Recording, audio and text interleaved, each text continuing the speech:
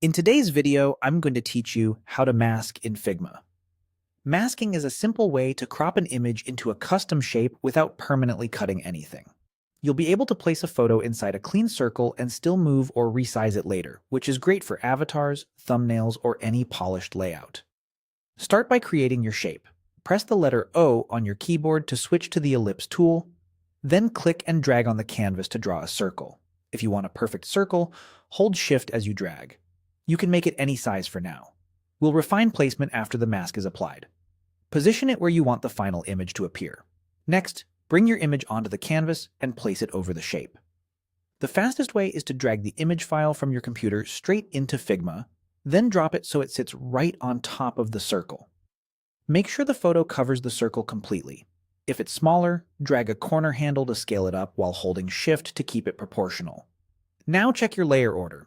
Look at the layers list on the left and confirm the image and the circle overlap in the same area.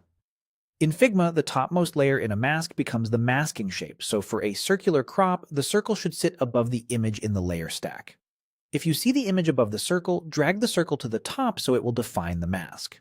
The exact order matters for what shows through. Select both the image and the circle together. Hold the Control key and click each one to select them both. On a Mac, use Command.